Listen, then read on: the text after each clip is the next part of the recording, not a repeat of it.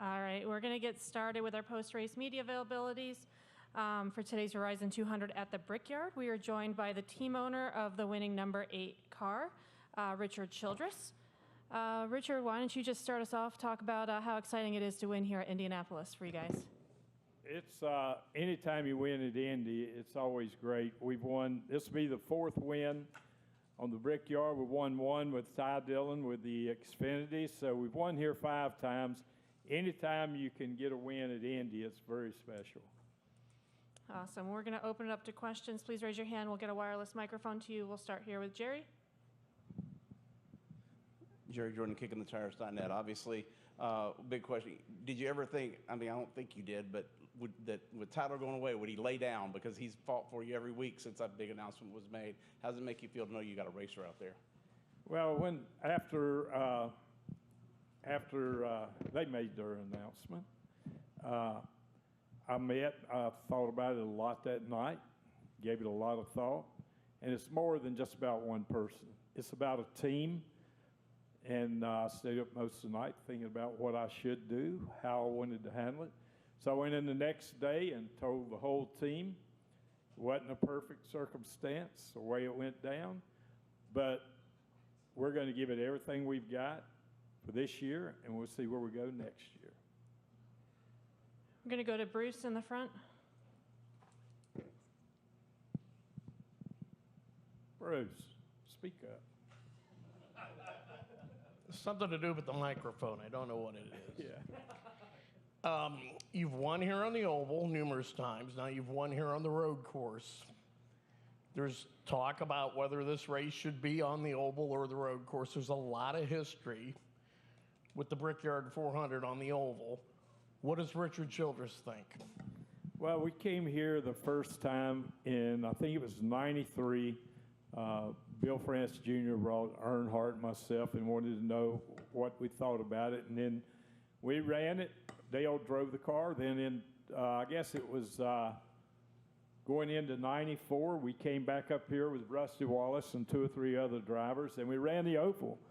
I mean, when you drive through the gates, go through the tunnel, and you drive through here, just the history, tradition of Indianapolis gives you cold chills the first time I came here. Well, the first time I jumped a fence, but we won't talk about that. But it gives you cold chills when you think about Indianapolis and the history. So, yes, I love it. I wish we were back on the oval for sure. We are also joined, oops, sorry. Sorry, I didn't mean to interrupt you. Do what? You vote for a Brickyard 400. Yes, I do. We are also joined by the race-winning crew chief, Randall Burnett. So if you have questions for him, you can also raise your hand. We will continue over on the left side with Tucker. Jerry made me into my question. So. Okay, then we'll go over here to Lewis. For either or both, Tyler has a 3-second lead. Caution comes out. What goes through your mind at that point? Oh, no.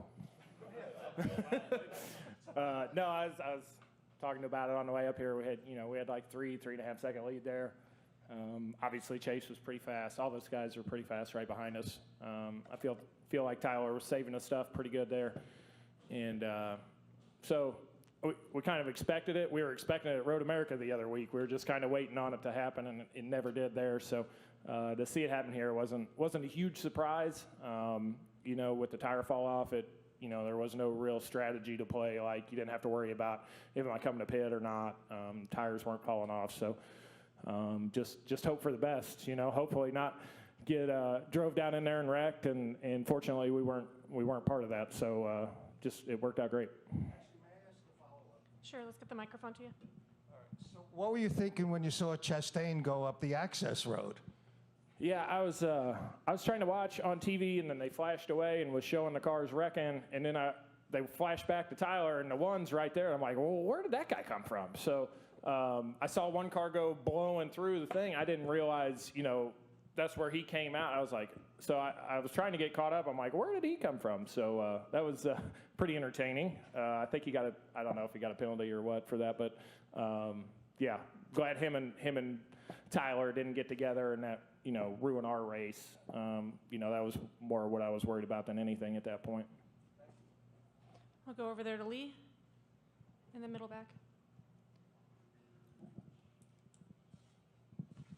Randall, can you just discuss how instrumental the brake package is that you're using on these cars to do what you do? Because a lot of your competitors targeted that. They said you guys had an excellent brake package. I'm not taking anything away from your driver, but they said that it looks like you guys have really gone to work on the brakes. Well, I credit a lot of that to Tyler. He's worked really hard on understanding how to brake better. And we've worked hard as a group to figure out a package that works for him. Everybody's got the same stuff on these cars. Everybody's got the same rotors and calipers. It's basically a choice of, master cylinders and brake pads and stuff like that. And fortunately for us, we found something that worked for him pretty early in the season, and we've been able to work with that. And, he does a phenomenal job at knowing how hard to push, making sure he hits his marks right. Took really good care of his stuff and still had phenomenal speed today. So that's attaboy to him for sure, because he used to hate these places. So he's done a great job pushing himself to get better for sure. How much has the technical alliance with GM helped? Because, Hendrick had been so stout on the road courses. I think Larson won 3 out of 10. And, we don't have to say anything about Chase, but to kind of take over the mantle, that's got to be a feather in your cap. Well, yeah, Chevy's put a lot into this deal this year, and it's been certainly helpful to be able to more freely bounce ideas off one another. We don't fully know what they're doing, and they don't fully know what we're doing. So, but there is a lot more dialogue between the teams, and so it's been helpful for sure. We'll go to Jordan in the back. Jordan Bianchi, The Athletic. This is Randall. Randall, what was the conversations like in the aftermath of Tyler's announcement, and what did you tell the team? Well, it's one of those things. It's a business deal, and we still got a lot of racing left to do with Tyler, and that's what I told our guys. And we're all professionals. A lot of us, everybody in our team's, veterans of the sport. We've all been around for a long time. We've seen drivers come and go, and things move around, and that's just part of our sport. So, we've talked about it as a group, and Richard sat in on some of them and talked with us all about it. And the biggest thing we can do is go out and do what we did today, and that's put fast cars underneath Tyler and try to win races and show everybody what this team's made of, so we can try to figure out what we need to do to fill that void, So that's what we're going to continue to do. We feel like we got a great shot at the championship this year. To win 2 races now after just not even a month apart. So, we're really looking forward to getting to the chase, and got a lot of good races in there, so hopefully we can pull that off too. Amid a season that's been very successful for you guys are locked in the playoffs. Was there ever a doubt at any point of, hey, our season can go sideways here, and that the promise that we have is not going to be fulfilled? Well, after we got spun out at Bristol, come to the checkered, I was a little upset about that. I was hoping that was going to knock us out of the playoffs. But this team's very resilient, and we knew we've had fast race cars all year. We've taken ourselves out of races by making mistakes. We've had others take us out of races. We've had tires, you name it. We've learned how to lose them all year this year and give them away. And what we've been preaching lately is a group and everybody pushing each other to minimize the mistakes and make the most opportunities, and I feel like that's what we've done this month. Going to go over to the left to Nate. Nate Ryan, NBC Sports. Richard, going back to your first answer, if I've got this right, I think you said we're going to give it everything we've got this year, and we'll see what we get next year. Are you guys still figuring out 2024 with the 8 and Tyler? Do what? Excuse me. Are you still figuring out if Tyler will be in the 8 Tyler next year? will be in a car at RCR next year. In the 8 car. Okay. We'll go to Daniel in the middle. Thank you, Daniel McFadden, frontstretch.com. I got one question for each. Tyler, so after you figured out what the situation was with the 1, how are you communicating to Tyler? You're not actually racing the 1 for the lead. Like, what was the communication between you two? Well, Derek spoke up pretty quick, and he's like, that's going to be a penalty on them. Okay. You know, so he informed them pretty quick to not put himself in a bad spot. But we also had the 2 right there, and Ross was still racing us hard. So, you know, it was important for us to get by the 1 to gap to the 2, because if we messed around with him and let the 2 by us, and then, you know, so it was quite a mess right there for a minute, and a pretty stressful situation. Fortunately, we were able to get by the 1 and just get away from it clean and not have to worry about it. And Richard, this is your team's first season with multiple wins by 1 driver since 2013, and your first season with multiple wins, period, since 2017. Is it safe to say that RCR is back, or you still got a ways to go? Well, it's great to be back competitive again. We haven't been, the doors have been open, the lights been on, but we haven't been competitive, but it feels great to come to a racetrack and know you're going to be one of the teams that's going to be racing for the win. Thank you. Going to stay in the back right corner. Nathan Brown, Indy Star. For either or both of you that want to answer this, with Tyler's wins kind of sandwiching his announcement at the start and end of this month, did today's win feel any different? Was it more special given everything that the team has gone through over these last couple weeks? Can you guys kind of describe the dichotomy between these 2 wins? Could you repeat that? I'm hard of hearing. Sure thing. Or someone else.